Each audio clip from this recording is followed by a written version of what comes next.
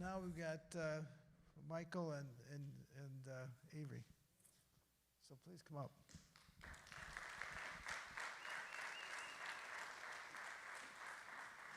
I got it. Hi. Turn this off.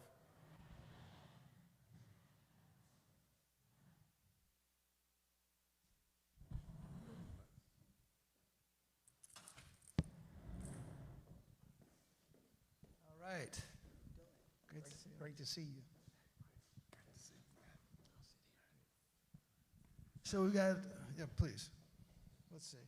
Maybe you should switch it so I get people, no, maybe you guys switch so you don't get confused. Okay. Because I'm seeing, All right. I'm nameless. So, you know, both of you really need no introduction to the group here, but we are very, very privileged to have Avery Johnson and Michael Sorrell here.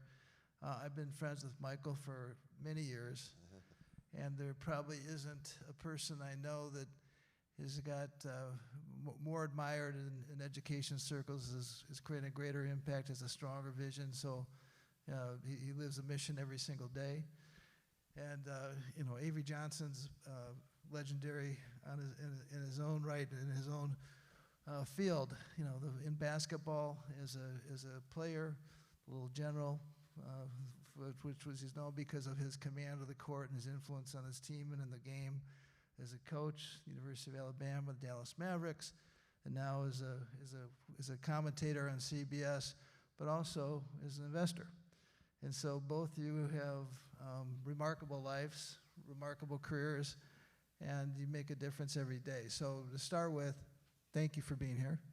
Thank you for having us. And maybe I'll first ask Michael. So you've been the president of Paul, you're a college athlete. You were a law degree, and then somehow you got to be president of Paul Quinn College. How did that happen? Well, I had career ADD. Maybe you should tell people what Paul Quinn is. And yeah, sure. It's wonderful to be here. First of all, let me just say thank you to Michael for doing this, and thank you to you all for showing up. Because as entrepreneurs, you know the first couple of things you do, you have your fingers crossed that anyone ever comes and supports you. So how about we give Michael a hand for this, right? I wound up being a college president because I had career ADD. I just did things that were interesting and that spoke to me. When I left school, my plan was to become a big city mayor, to own and operate an NBA franchise, and my last career was to be a college president. Very eclectic goals, but I wound up at Paul Quinn quite simply because it was a way to say thank you. My family, to the extent that people in my family went to college, they went to historically black colleges and universities. Myself and one of my first cousins are the only two people in our families that did not go to HBCUs. But I am who I am because these institutions put their arms around my people and nurtured them and educated them and stood up for them. So part of this is me saying thank you for the life that I have because of the institutions that I now represent.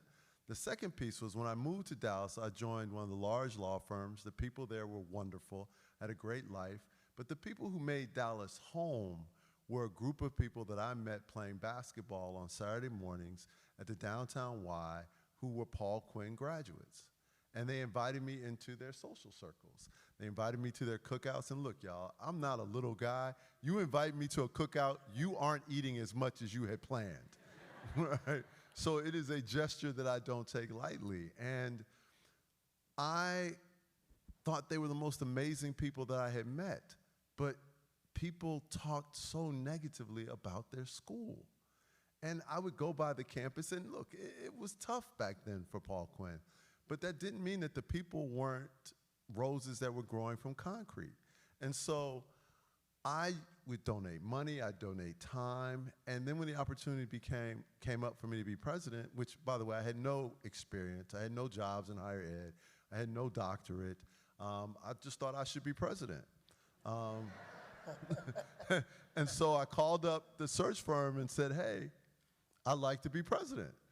And I was about 35 years old at the time, and the search firm laughed at me and said, well, do you have any experience? I was like, I went to school. They're like, that's not going to do it. And they went through this list, and I said, no. They said, well, thank you, but no thank you. Then they called around, found out I was someone that maybe they should take seriously, called me in for an interview, and I laid out this entire vision.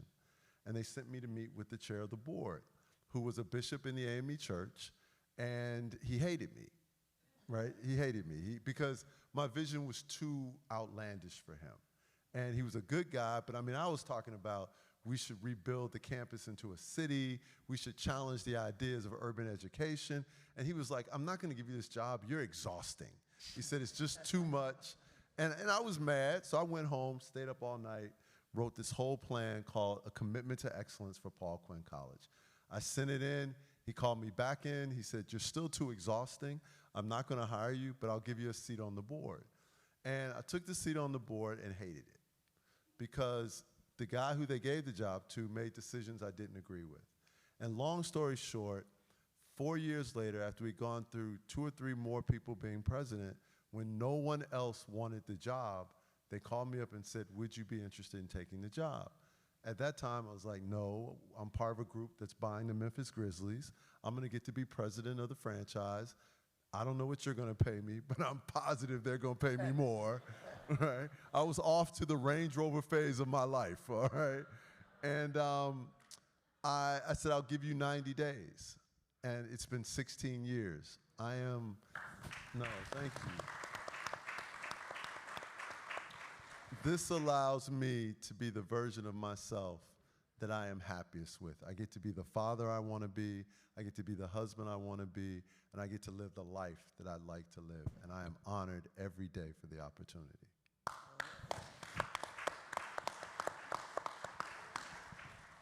So Avery, give a little background in terms of your career and how you got to the MBA and then some of the experience you had there, and then yeah, we could talk for the rest of the afternoon, but just a little background to how we got to Avery Capital and what you're doing today.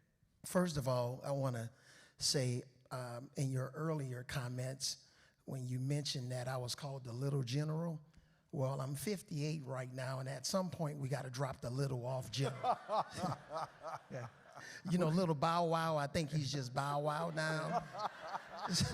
So I'm just joking, Michael. But thanks for having me. I really appreciate it. Michael and I had lunch a couple of months ago, and it was just a fascinating conversation. So thank you for having me. President Sorrell, you're an amazing man. You and your family, I'm glad to be on the stage with you. Actually, one of my teammates, I call them teammates, I don't call them really staff members, but one of my teammates on the Avery Capital side of my business who underwrites all of our deals, graduated from Paul Quinn and came highly recommended from President Sorrell, Vincent Owasini. So thank you, Prez, as he called you, for sending us Vincent. I also want to thank, so I have 2 adult children. I've been married 32 years. I have 2 adult children that are 30 and 27. My daughter works for Bain & Company, which is one of the big 4 consulting groups in Los Angeles, who's now engaged to get married next year, so we're excited about that. And my son's 27, played for me at Alabama. He now has his own sports marketing business. But I say that to say this, you know, sometimes when you have adult children and they're part of your biological network, I have a young lady, Catherine Merrick, who is not my biological daughter. She already have wonderful parents in Nick and Leslie Merrick, but I consider her family. And she's another reason why I'm here today at this conference. She's beautiful inside and out, got a bright future, and I want to thank Catherine for inviting me here today. So I played 16 years in the NBA. So stop. We got to give Catherine a Yeah, well, let's give her a hand. All right. All right. My girl. So, yeah, quickly, because I'm the wrong person to give a mic to because I'm on TV, during March Madness, and the producer's always in my ear saying, wrap it up, coach, wrap it up. So I'll give you the quick elevator version. Played 16 years in the NBA, won a first championship with the San Antonio Spurs in 1999. Went on to coach a couple of NBA teams, the Mavericks, the Brooklyn Nets, a couple of stints in between with ESPN, decided to pivot and go to Alabama to coach college for 4 years. All of my kids graduated that made it to their senior year, prayers, and I have a few in the NBA, 3 with master's degrees, one of which is my son. And when I relocated back to Dallas in March of 2019, I was approached by a couple of guys that work for a family office here called A.G. Hill. So A.G. Hill is the family office for Ray and Heather Washburn in the Washburn family, in the Hill family. So I was approached, and the conversation was surrounded by, was I gonna go back and coach in college or the NBA, or was I looking to pivot? And so the conversation was great with a couple of different guys, Jeff Peterson, Joe Bryan, and Ray Washburn. So I decided to pivot to private equity. So now I'm the CEO of Avery Capital. We are a private equity business that buys properties that's leased by the federal government, and specifically the General Services Administration. So it's a great story because I had no experience in private equity. I didn't really know what it was, but what I really wanted to do was motivate this next generation of leaders, especially from the minority communities that only think they can make it by playing basketball, throwing a football, or singing a rap song. I wanted to expose them to a different platform of finance, private equity, real estate, to show them that they have more brain power to not only just fit in a sports class, but also they can fit into another sector. And that's what we're doing. We have kids that have interned with us. We're sending kids all over for different internships with fintech groups. I'm on the board of a $70 billion fintech group called Dynasty Financial Partners, which is based in St. Petersburg, Florida. So really it's all about exposure, and that's my mission, to expose kids to different platforms outside of sports. That's awesome. So Michael, at Paul Quinn, you have a unique formula in terms of how your students learn. And there's kind of 4 pillars. One of them is entrepreneurship. Talk about what you're doing at Paul Quinn and what that experience is like. Sure. So, and let me say this. Avery got the very best student that we have produced. Now, I love all my students, right? But Vincent, it took me 2 years to recruit him. He was in Brooklyn. The first year, his dad would not let him come. So I recruited all his friends. Right? All his friends, they were having a great time. They kept telling him how wonderful it was. I went back to his high school the next year. He brought his mom. And his mom says, you know, I like you. I'll talk to his dad. So they send him for the first 2.5 years, each semester, at the beginning of the semester, Vincent would come in my office. He'd say, my dad wants you to call him. I had to call his father each semester to make sure I wasn't screwing up his son, okay? And it was a wonderful story because I love that his dad cared that much.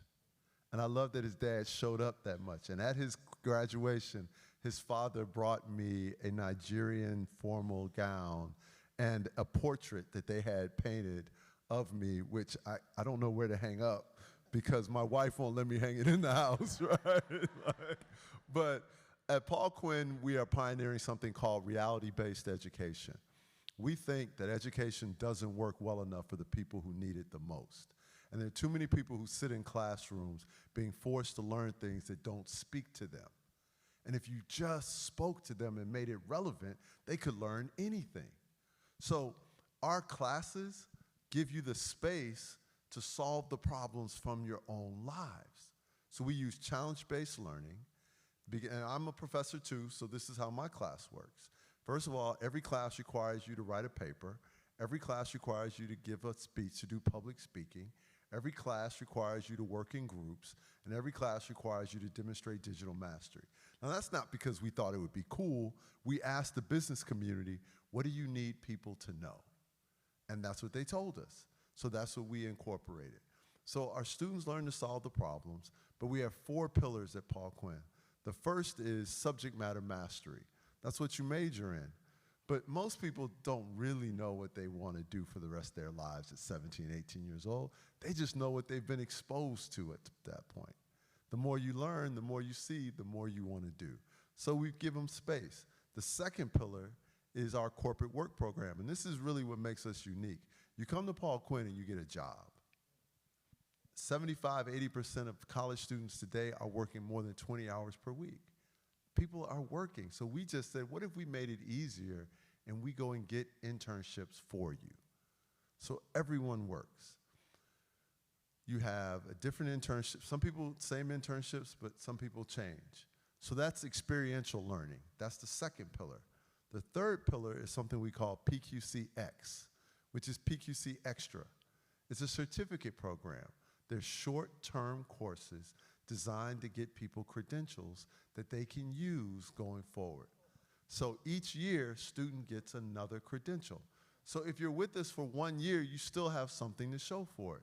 The first credential is Microsoft Office Certified, because we discovered that you can make $50,000 to $70,000 a year if you have a Microsoft Office certification. So I was telling someone this story, and this person who clearly needed to go to Paul Quinn said to me, if they can make that much money after 1 year, why would they stay and graduate? And I wasn't really in the best of moods that day.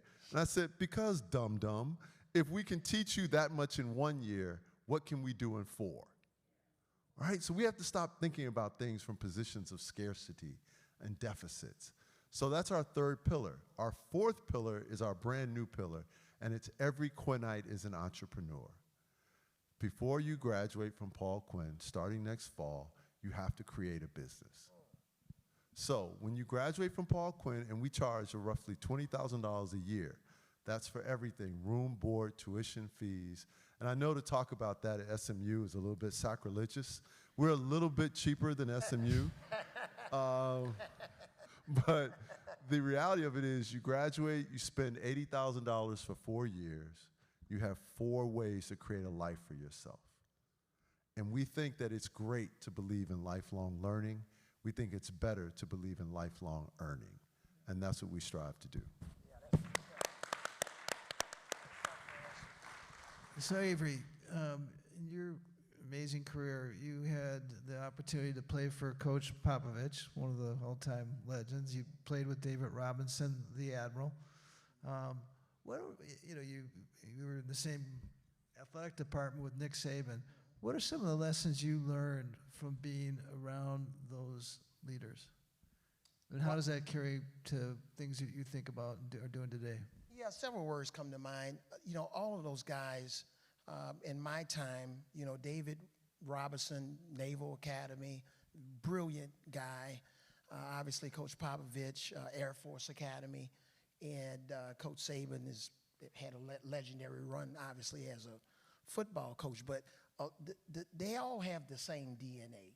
They believe in character, honesty, integrity. It shapes your entire character. They believe in, high levels of communication.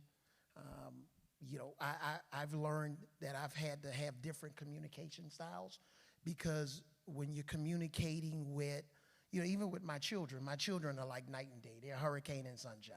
They're totally different. I communicate with them differently. Just trust me. So when you're coaching in college, you have a certain communication style. You got about 7 different ways you communicate. So that's important. Those guys all have really high competitive spirits. They want to win. Not necessarily at all costs, but they want to win. They're very, very driven people. And that helped shape the way I was driven during my career as a coach and a player, and even on the private equity level. I want to win. Of all the thousands 1,000 private equity funds that's in the federal space. I'm the only one that looks like me. So I want to win. So I want to make sure that we get the fund raised, get the funds deployed, and we come out on top and get the fund 2, 3, 4, and 5 because it's going to be historic. So very competitive. I think the other key is with those guys that you mentioned, they want to win, but they really care about people. They really care about people. They care about, your family. And I'll give you a quick story. Coach Popovich and I, we had a little bit, I'll keep it clean, we had a little bit of a heated conversation in practice one day. And it was really, really heated because, I thought I was the coach on the floor. Sometime, unfortunately, I thought I knew more than the coach, and that didn't always sit well with the coach, right? So we had a heated conversation, and he cut practice off. He said, practice is over. Avery is not being subordinate. He thinks he knows it all. So we get on the plane, we fly to Los Angeles, and about 2 hours later, I get a knock on the door. And when I go to the door, the peephole is covered, and somebody's knocking on the door. And who do you think it was? Nope, it wasn't Coach Pop. My wife said, open the door. I said, what are you doing here? She said, Coach Pop flew me here because he's having a failure to communicate with you. You're being a little stubborn, and we all need to go to dinner tonight. So next thing you know, Pop, my wife and I went to dinner in Los Angeles, and the rest is history. But he really cared enough about me that he would call my wife and said, it's a 911, you need to get on a plane and fly to Los Angeles. And that's part of who he is. And I can tell you stories about each one of those guys that you mentioned. And that's what it's all about. And I really care about this next generation. I care about this next generation of leaders. I really think we have a leadership problem. And a lot of what's being sold to young people in our country right now and globally is not what's real. So that's what those guys have in common. That's awesome. So let's go a little bit further. So you talked earlier in the comment about you want to win. And you talked just now about you want to develop these leaders for tomorrow. How do you define winning today, both in your life and at Avery Capital? And what are you doing with your teammates, as you call them? And what does that look like? What is winning? Well, I come from a sector where it's all about a stat sheet. So in basketball, on the stat sheet, you have, what's your field goal percentage? How many shots you took? How many you made? Free throw attempts? How many you made? Threes, rebounds? How many mistakes they call those turnovers? And baseball, they call it errors, and football is interceptions. So in sports, you have a stat sheet, so it's measurable on how your success. And at the end of the game, the 48-minute game in the NBA or the 40-minute game in college, you have points. So your team has a certain amount of points, and your opponents have a certain amount of points. The goal is to score more points than your opponent. Well, one of the things that we're trying to bring to the forefront is all of these different groups that have these D&I initiatives, and they have these $3 billion D&I initiatives or $100 million initiatives. Okay, that's good. It's a really good soundbite. How is it being measured? You say you want to go into these impoverished communities and give back. How are you giving back? What's the stat sheet saying? So I think what keeps me up at night and what's driving me right now is to all of these different groups, whom I'm not going to name. If you want to deploy capital into these communities to help these kids get to the next level, we want to really see the capital. We want to see it at work. And then what's the results of that capital being deployed in the communities? I'll give you a prime example. So, and Michael, you know this, I'm on the board of Behind Every Door. We're a nonprofit that helps out in different communities Roslyn projects. Now we've trying to complete a $12 million property on the Southside Cedar Crest area of Dallas, which, we're transforming a property, okay? So we have a football field that Troy Aikman's helped us with. We have golf simulators. We have a chapel. Folks can go in and get married and free of charge. We have a gym that we're transforming, and the Mavericks helped us out with a court, and I can name drop all day. But the point is, when that facility is up and running, we're going to transform over 5,000 families in that community. And what does that mean? What that means is we want to help kids, people that have dropped out of school, get a GED. We want to provide, we have a bank that's going to be on our property to give financial literacy training, technology training, so that we can change the statistics of that community and minimize kids being incarcerated, but with jobs. Maybe we can send more of those kids to Paul Quinn. And so that's what the stat sheet's going to show. So I can keep going on and on, but that's what I'm all about. I'm trying to look at the stat sheet of all these D&I, ESG, and social impact initiatives, and how are they having tangible impact in the communities that they're targeting. Awesome. So, Michael, when you talk about everybody at Paul Quinn having an entrepreneurship skill set and start a business, how do you think about this mission movement as part of the philosophy of these entrepreneurs? This idea of the ambition of a for-profit, the heart of a not-for-profit, attacking these different issues that are facing society, changing the world for good. How does that factor in to what you're doing? No. So for us, we have tried to model that behavior. Candidly, the communities that my students come from are the underperforming communities of our country. 75% of our students annually are Pell Grant students. And Pell Grant students come from the lowest socioeconomic strata in our nation. And they are people who, just to make it basic, cannot do simple things simply because of a lack of resources. When we start talking to our students about creating businesses, they automatically default to nonprofits. And initially, we couldn't really understand why.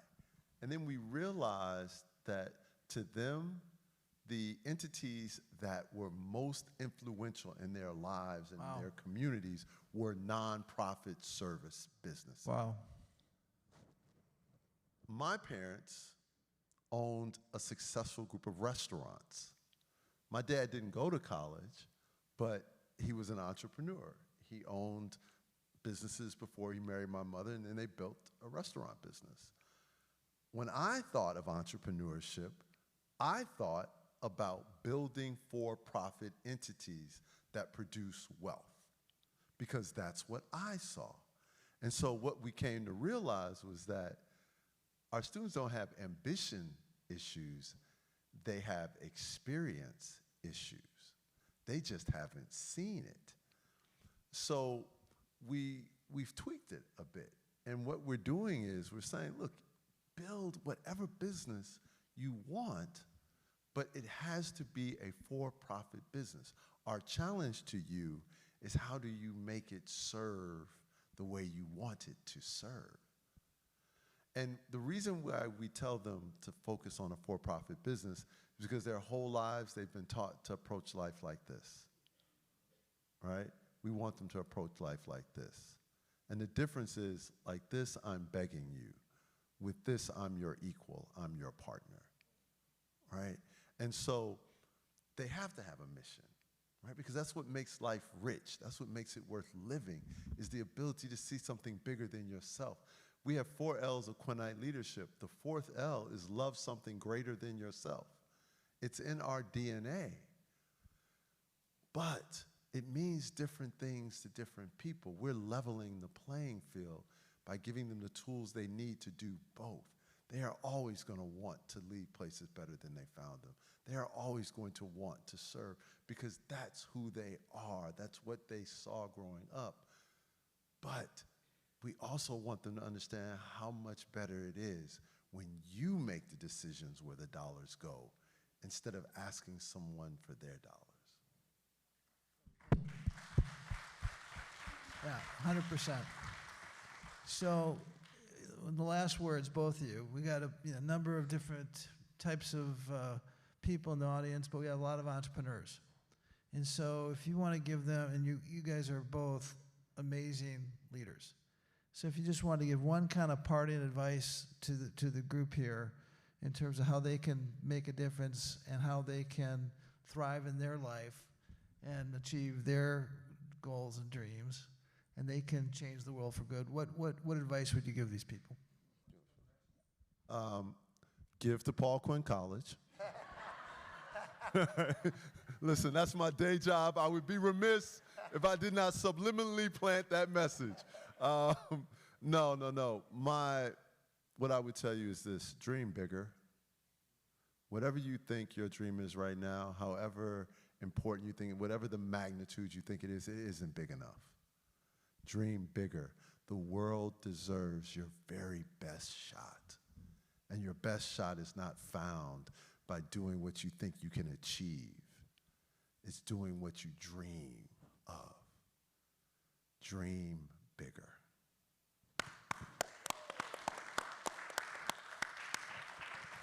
So one of the things I failed to mention was I'm a product, my wife and I, of an HBCU school. I met my wife in 1987 at Southern University. She was a part of the first nursing program that accredited the university. And she went on to work in medical intensive care nurse at various hospitals all across Texas.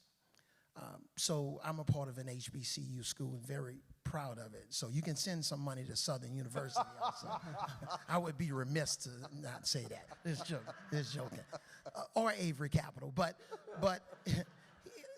my last thing I would say is, and I say this everywhere I go, the key is to not be intoxicated by success or paralyzed by failure.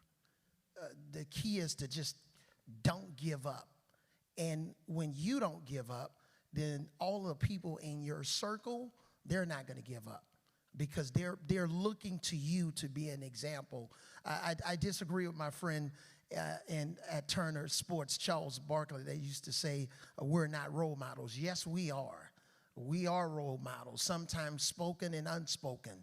We are examples. And there are a lot of people that are looking, that's in your circle and outside of your circle, that need you to continue, because life gets hard. We all experience adversity. I'm the same guy that went up for a layup in the Alamo Dome in the early, mid to late 1990s, and I'm going up for a layup, and Shaquille O'Neal fouled me in the air, fell on top of me. So you got a 310-pound guy on a 170-pound guy. Now, I don't weigh 170 pounds today, but the key was when he got up, I got up. And I just want to encourage you to keep it going, and I'm just glad to be here. Thanks a lot.